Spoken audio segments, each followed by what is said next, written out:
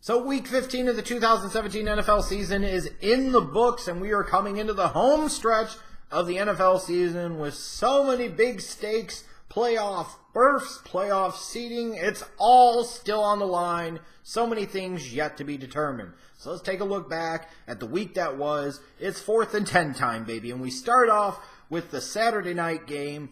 You have the Chargers rolling in as the favorites. They've got all the momentum. It looks like with the Chiefs having really imploded mid-season, even with the change in offensive play callers and the offense has started to turn around, you feel like the momentum is all there with the Chargers. It's too little. It's too late for the Chiefs. The Chargers should be able to go into Kansas City, go into Arrowhead, beat the Chiefs, dispatch of them, and make their way to the playoffs where they're going to be a team that could scare some people.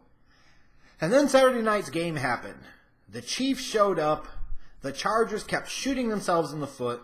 The Chiefs win a game they absolutely positively had to have. Now they're a game up. They've got the tiebreaker over the Chiefs. They've got 2 games left. For all intents and purposes, the Chiefs have won the AFC West, and they have gotten themselves a berth into the playoffs again for the 4th time in 5 years under Andy Reid. And in today's NFL, that's no small feat. Then you look at a team like the Miami Dolphins, coming off of that Monday night game where they kicked the Patriots' ass, period. And people are praising Jay Cutler, and I said this is the type of game where Jay Cutler shows you why he gets paid double-digit millions of dollars, and then he comes back the next week and shows you why everybody is clowns for thinking that he deserves that. Well, Sunday for the Dolphins, the real Jay Cutler showed up. The Bills handled business, they win, and they stay in the playoff hunt. And the Bills are 2 games away, 2 wins away, mind you, 2 wins away from cinching a playoff spot for the first time since 1999, which would end the longest playoff drought in the NFL. 2 games, Buffalo. I think you got one against New England coming up. Good luck. That's all we got to say. Speaking of good luck to the Eagles without Carson Wentz, because is going to be tough. Now, that said, Nick Foles, I felt like, played really, really well on Sunday for the Eagles. They almost lost this game, though, and it had nothing to do with him. The Eagles gave up over 500 yards of offense to the Giants. They let Eli go off for over 400 yards passing. The same dude that just got benched for Geno Smith is now lighting up that secondary. They struggled, but they held on to win. But you wonder if the rug is about to come out from under this Eagles team. And it just goes to show you when you talk about divisional matchups, you just never know because there's familiarity, there's understanding. Those can be really, really tough games to win, especially on the road. And the Giants made it really, really tough for the Eagles this past Sunday. One of the big stories of the week was Aaron Rodgers getting medically cleared, and now he's going to come back. The Packers are in this position before. They're in it again. Their backs are against the wall. They've got to win out and get some help, but maybe somehow, some way, Aaron Rodgers can be the Messiah, be that savior, and lead the Packers to the playoffs. And once they get there, they'll be hot, they'll have momentum, and watch out. Well, Aaron Rodgers came back, and Cam Newton stole the show. The Panthers ended that party. The Packers are now eliminated from playoff consideration. In the meanwhile, Carolina sitting at 10-4, one of the least talked about 10-4 teams that I've ever seen, which is crazy because this is a team that just went to the Super Bowl 2 years ago, has a lot of those core players back, has Cam playing at a very high level. They're getting a lot out of Christian McCaffrey. The trade of Kelvin Benjamin obviously has not affected this team at all. And I thought one of the moments of the week, and the moment of this game in particular, is when Clay Matthews in the red zone is calling out, "Watch the wheel route. This is the wheel route." And Cam's like, "You've been watching film, huh? That's cute. Now watch this." And then McCaffrey fakes the wheel route, cuts in, touchdown. That's been the season for the Carolina Panthers. They're a scary team. And meanwhile, for the Packers, there's always next year. Speaking of this year, though, and no more, wait till next year, the Jacksonville Jaguars smashed and destroyed the Houston Texans. And they now have clinched their first playoff spot since the 2007 season. Not only do I feel like they've won NFL Twitter this year with their Saxonville hashtag and everything else, they're trolling themselves, talking about the last time they made the playoffs under David Garrard and Jack Del Rio as head coach. But for the Jags, this was a team that you didn't really know with the head coaching change of Doug Marrone, Blake Bortles getting one more chance as a starter. You saw a lot of talent on the defensive side of the ball, the addition of Leonard Fournette in that backfield. But Allen Robinson goes down early in the season with the ACL tear. What are you going to get out of this team? What you got out of this team is the Jaguars team that's now 10-4. and sitting in the third spot in the mix in the AFC playoffs. And going back to that 2016 draft when they got Jalen Ramsey, number 5, and they got Myles Jack in round 2, if you remember, for all the negative things I've said about Jacksonville, and some of them I've been wrong about, one of the things I was right about, I said this is the type of draft that should help this team win this division and make the playoffs either in 2016 or worst case scenario 2017, and that is exactly what has happened. What hasn't happened this year is the Cincinnati Bengals making the playoffs. They're quitting. They have quit, just like their coach Marvin Lewis is quitting. And mercifully for Bengals fans, you've got 2 more games, and the 15-year reign of mediocrity is over. In the meantime, the Minnesota Vikings, with this victory, clinched the NFC North. They're on the path to potentially get a first-round bye and still have a chance at home field advantage throughout the playoffs.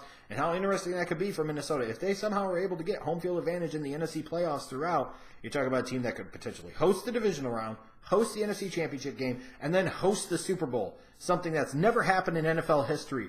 A host city team playing in the Super Bowl. Imagine the environment that you would have that day.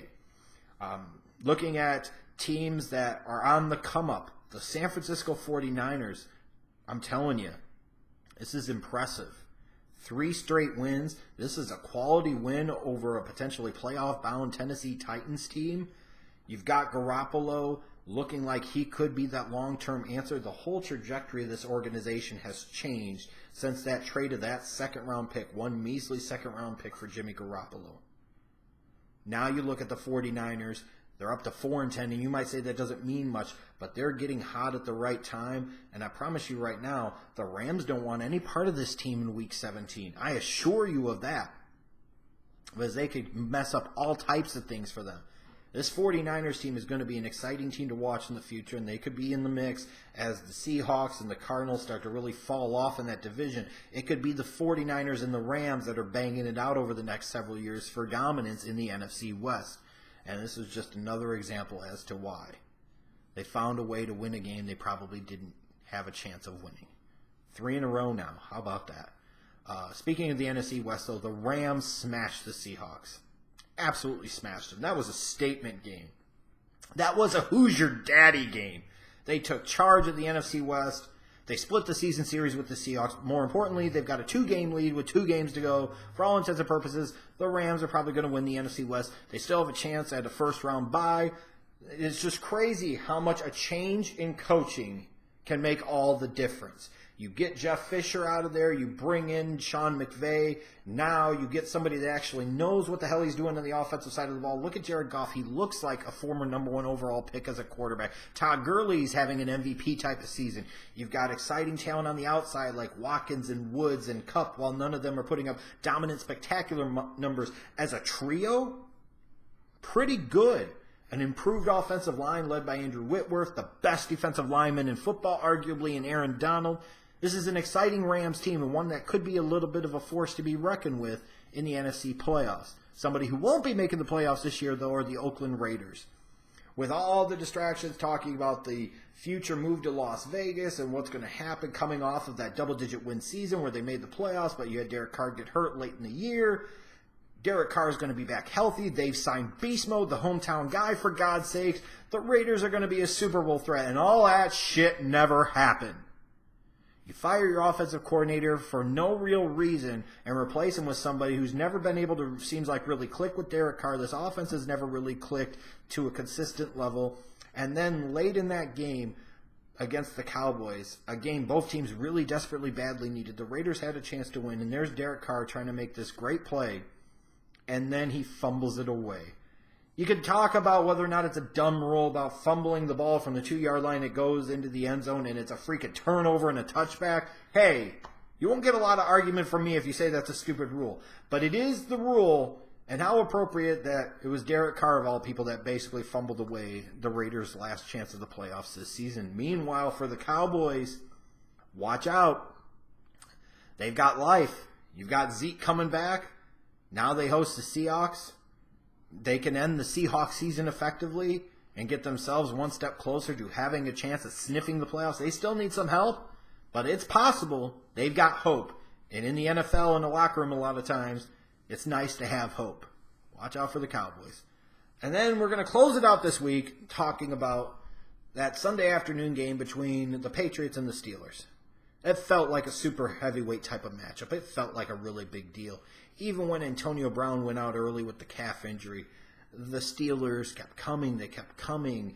They hung with the Patriots, and late in the game, they had a chance to win it. And while I've already talked about the stupidity of the NFL catch rule and the stupidity of saying, hey, a guy gets 2 feet down, gets the ball, turns his body, and reaches out with the ball, but because it comes loose when he touches the ground, that's not a catch, is one of the most ridiculous things I've ever heard of. Here's what I know, is yet the Steelers lost, and that was a game they probably did need to win.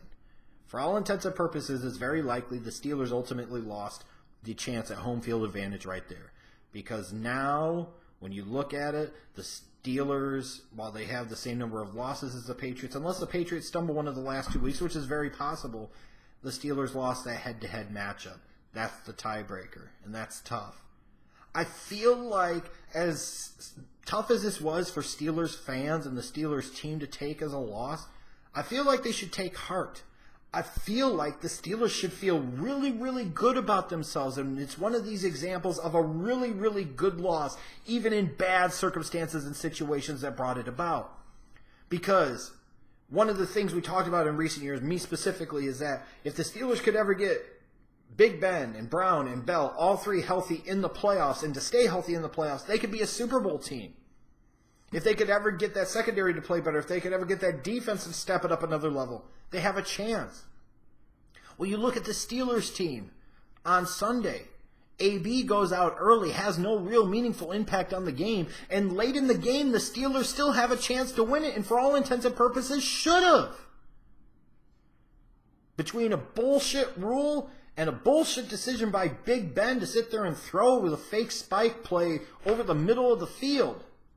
If you're a Steelers fan, if you're the Steelers organization, you got to feel really good about the fact that, yes, while this game was at home and potentially you would have to go to Foxborough and play the Patriots in January, you know that's your destiny, you know that's your fate. Unless you implode, unless something disastrous happens, that's what's going to be. And you have to know, based off of what happened on Sunday, that you can go into Foxborough and beat the Patriots in the AFC Championship game, and most importantly, believe what I know to be true is that you will go into Foxborough and beat the Patriots. Yes, the Patriots have owned them, and they've dominated them in recent matchups, but this past Sunday showed that the Steelers were ready for prime time, even if it didn't ultimately work out. This is a different Steelers team. This is a different year. And when shit comes to get, when all is said and done, I firmly believe the Steelers are going to beat the Patriots in the AFC Championship game. Book it.